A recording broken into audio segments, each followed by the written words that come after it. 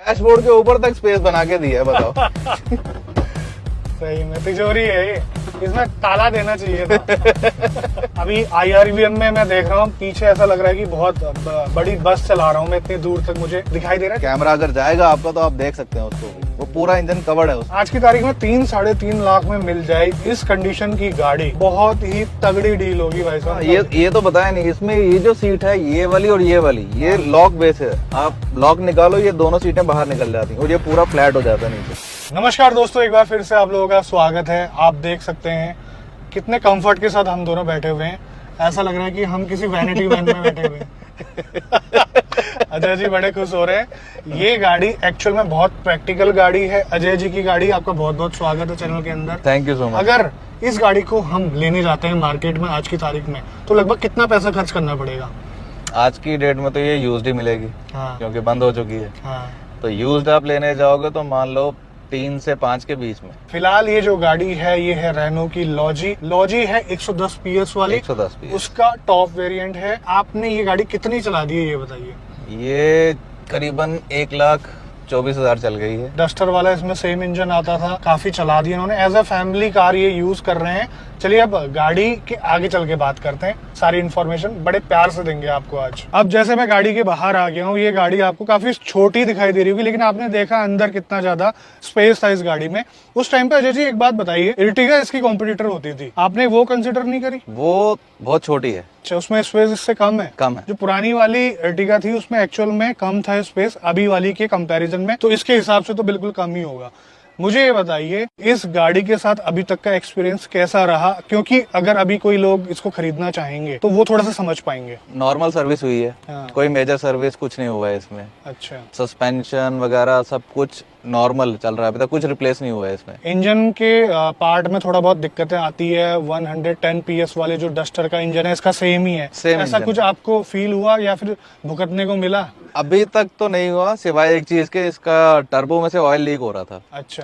अब वो ये डिपेंड करता है कि आप कहाँ से करवाते हैं और कैसे करवाते हैं। अब अगर कंपनी में जाओ तो मैं कंपनी में गया तो मैंने उनको बताया कि ऐसे ऐसे टर्बो में से ऑयल लीक हो रहा है, तो उन्होंने बोला ठीक है हम इसका पूरा का पूरा टर्बो चेंज करेंगे विद द होजेस। अच्छा। मैंने कहा ठीक है भाई, अब कॉस्ट बताओ कितना है, तो उन्होंने बोला 90,000 रुपये कॉस्ट। वही पार्ट जब मैंने ऑनलाइन सर्च किया तो वहां पर मेरे को पता लगा वो पार्ट जो है वो 1500-1600 रुपए का, जो कि ओरिजिनल पार्ट है। 1500 के काम के 90,000 रुपए ले रहे थे, क्योंकि वो रिपेयर नहीं करते हैं, वो पूरा का पूरा रिप्लेस करते हैं। और वो रिपेयरेबल था? वो ऑयल सील होती है एक छोटी सी, वो होज और टर्बो के बीच में ऑयल सील लगती है। वो ऑयल सील टूट गई थी, कट हो गई थी, क्या थी, अब वो रिप्लेस होनी थी। अब वो रिप्लेस करवाई, 1500 रुपए का वो आया, 1,000-1,500 रुपया उन्होंने लेबर ली। 2 साल हो गए चल रहा है। जब तक शादी नहीं हुई तब तक तो वही था कि परफॉर्मेंस ओरिएंटेड कार्स रखनी है भाई, एकदम मतलब स्पीड में भागे जो मजा आए चलाने में। पालियो रखी, S10, पालियो 1.6 GTX रखी, लीनिया रखी, फोर्ड आइकॉन रखी 1.6, ऐसी कार्स रखी।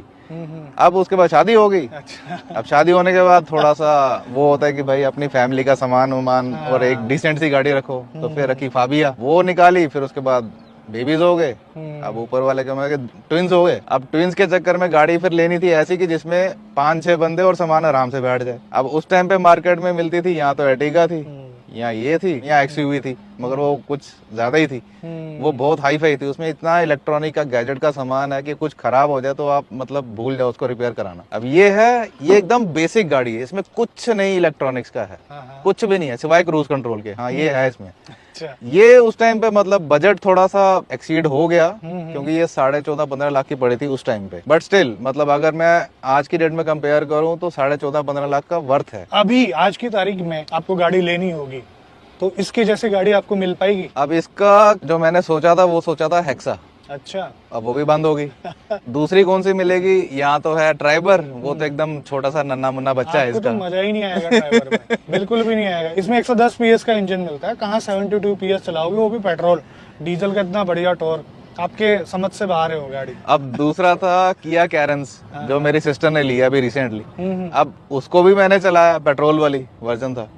आई डोंट नो उसमें डीजल आता है या नहीं आता, बट मैंने पेट्रोल वाला चलाया। डीजल आता है। हाँ, लेकिन मजा ही नहीं आया, नहीं आएगा पेट्रोल में। क्योंकि इसमें जो सॉलिड वाली फील आ रही है वो उसमें फील ही नहीं आ रही वैसी। बिल्कुल सही बात। और पेट्रोल आपने नेचुरली एस्पिरेटेड चलाया हाँ, होगा। हाँ, हाँ, पेट्रोल में टर्बो भी आता है, वो भी अच्छा खासा पावरफुल है, डीजल भी अच्छा खासा पावरफुल है। मुझे ये बताइए, कैरेंस आपने देखी तो कैरेंस के बराबर स्पेस है या कम है? ये ज्यादा है, ये ज्यादा है। ये ज्यादा है। अच्छा। इसका मेन डिफरेंस मेरी सिस्टर ने बताया था, जो मेरी नजर में नहीं आया। उन्होंने बोला कि इसकी मिडल सीट की विंडो देखो कितनी बड़ी है। हाँ, उसकी मिडल सीट की विंडो इतनी है, अच्छा। इसकी बहुत बड़ी है। और उसकी बैक वाली जो थर्ड रो वाली शीशा है वो भी उसका छोटा है, इसका वो भी बड़ा है। आप इंजॉय कर रहे हैं गाड़ी को, उस टाइम पे बिकी क्यों नहीं है? आप इतना अच्छा प्रोडक्ट बता रहे हैं, आप उस टाइम के क्या ऐसे रीजन रहे होंगे बिकी नहीं है गाड़ी? आई थिंक रेनॉल्ट ने इसको मार्केटिंग नहीं किया अच्छे ढंग से। हो सकता है। अगर वो अच्छे ढंग से इसको मार्केट करते, जैसे उन्होंने डस्टर की हाँ, या बाकी कंपनीज करती हैं अपनी गाड़ियां, ये कंपनी की आप देखोगे गिनी चुनी 1 या 2 एडवर्टीजमेंट मिलेंगी, वो भी आई थिंक 2-4 महीने के लिए टीवी पे आई थी, बंद होगी उसके बाद। उसके अलावा मेरे को इसका कोई रीजन दिखता ही नहीं कि ये क्यों नहीं बिकी।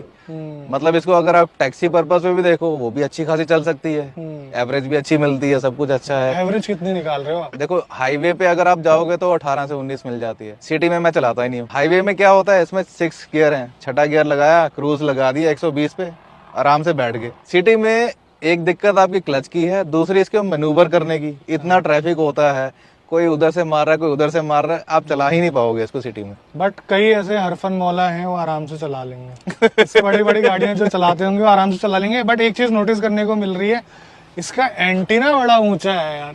ये भी टूटा हुआ है, टूटा ये हुआ पूरा नहीं है।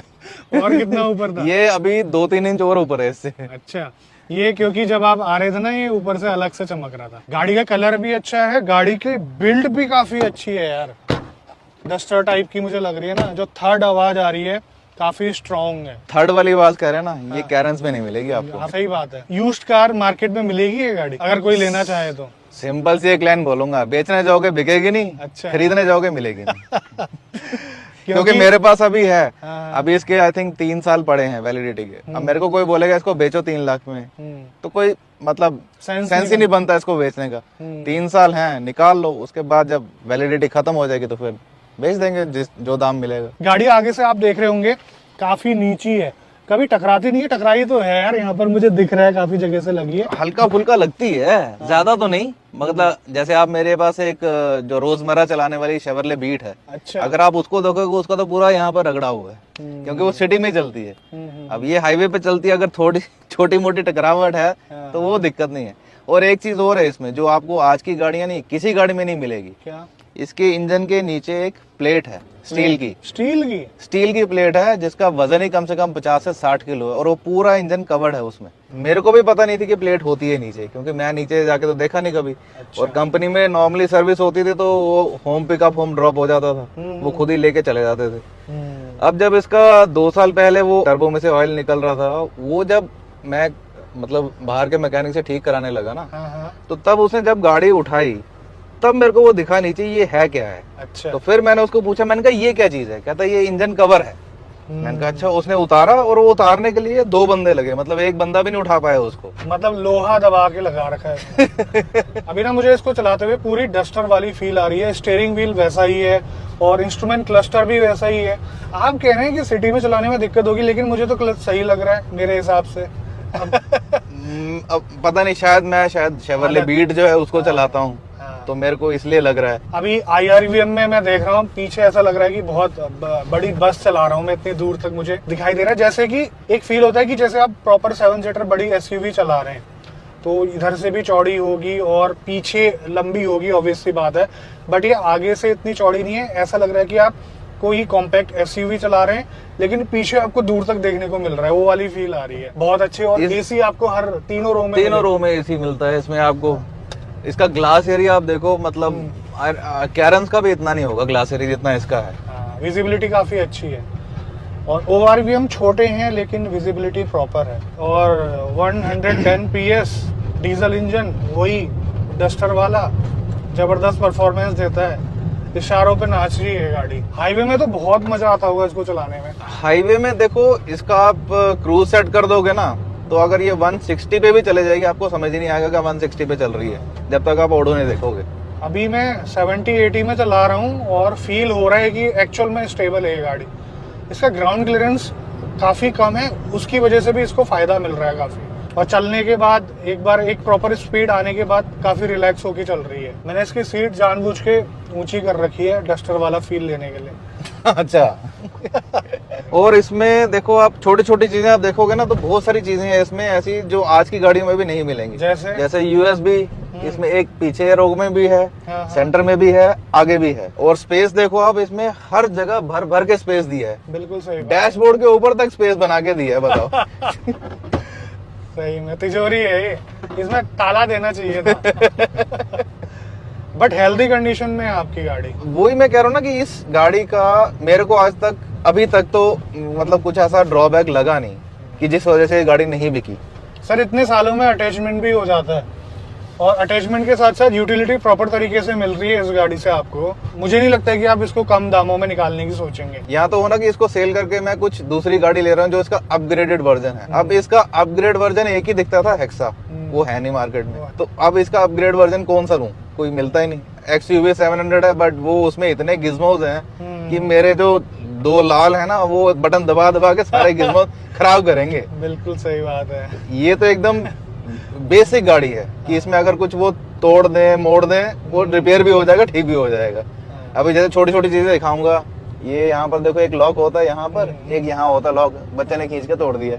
अच्छा, तो कोई दुख नहीं दे रहा। और राइड क्वालिटी भी काफी जबरदस्त है। प्रॉपर जो है सस्पेंशन जो है ना बैलेंस्ड है, राइड क्वालिटी प्लस स्टेबिलिटी के समझ में आ जाता है। अगर आप ऐसे मैन्यूवर कर रहे हैं या फिर यू टर्न ले रहे हैं तेज स्पीड में, इसके सस्पेंशन काफी अच्छा सपोर्ट कर रहा है। आज की तारीख में 3-3.5 लाख में मिल जाए इस कंडीशन की गाड़ी, बहुत ही तगड़ी डील होगी भाई साहब, मजा आ जाएगा। इसको तो आप कैरावैन भी बना सकते हो अगर पीछे की 2 सीटें निकाल दी। तुम्हें ये जो सीट है ये वाली और ये वाली, ये लॉक बेस है। आप लॉक निकालो ये दोनों सीटें बाहर निकल जाती हैं और ये पूरा फ्लैट हो जाता है नीचे। सर्विस का खर्चा वगैरह बता देते तो थोड़ा सा और आसानी हो जाती व्यूअर्स के लिए। सर्विस जो है इसकी मैं हर 6 महीने में कराता हूँ, चाहे ओवर चल जाए चाहे अंडर चल जाए, लेकिन 6 महीने में इसकी सर्विस करानी है। अब वो शुरू से बना हुआ आदत बनी है कि 6 महीने में करवानी है और वो चल जाती है नॉर्मली, क्योंकि जिस तरीके से मैं हाईवे पे जाता हूँ तो वो चल जाती है। तो नॉर्मली हमारी 2-4-6 महीने में वेकेशन होती है तो हमने जाना होता है। तो वो 6 महीने में अगर आप सर्विस मान के चलो नॉर्मल जिसमें आप